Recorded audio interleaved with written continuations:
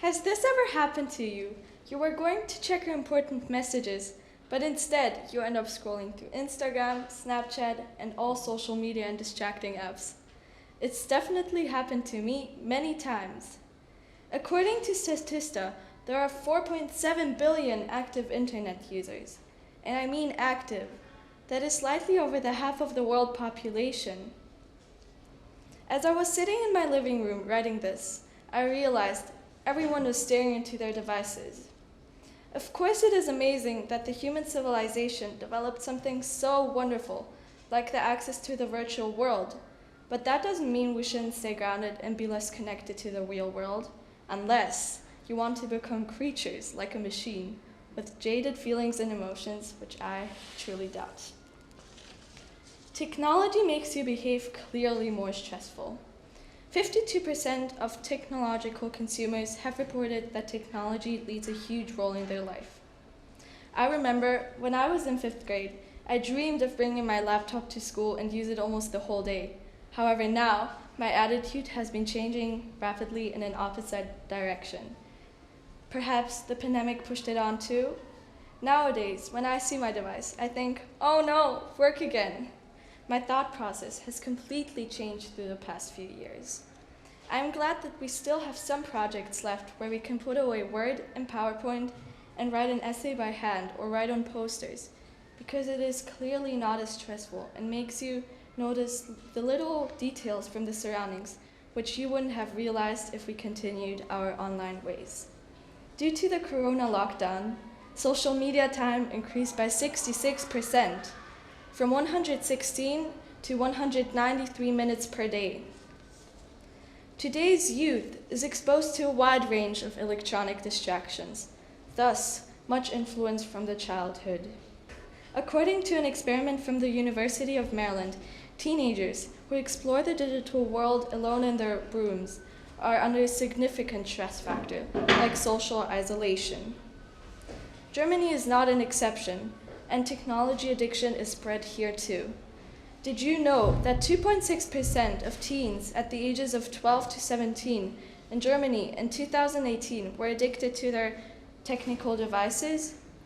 Brain researchers found out that teenager brains are especially easy to stimulate, and that technical devices with internet access have a similar addictive effect on the teenage brain as drugs. The drugs stimulate the reward center in the brain, causing a high level of dopamine, also known as the feel-good hormone. So if there is a non-controlled use of technical devices, your brain gets used to the stimulation, and as a result, technology addiction emerges. Technology addiction is an impulse control disorder in using mobile and computer devices or video games. Of course, with the internet connection. Children ages 8 to 18 spend an average of 10 hours a day on the screen. This is defined as technology dependency. It sounds bad, but if we don't start to solve this problem now, it will become worse and worse because technology increases every single day, and soon it will be almost impossible to even spend a couple of hours without your phone. For most, it might be already impossible today. Moreover, researchers found out that technology addiction is one of the main reasons for sleep problems. A healthy sleep is very important for your concentration and an overall health. Ultimately, if you don't get enough healthy sleep regularly, your immune system weakens and there is a greater probability of getting diseases such as a heart attack, high blood pressure, or diabetes. Personally, I think I should decrease my screen time to be more present in the real life.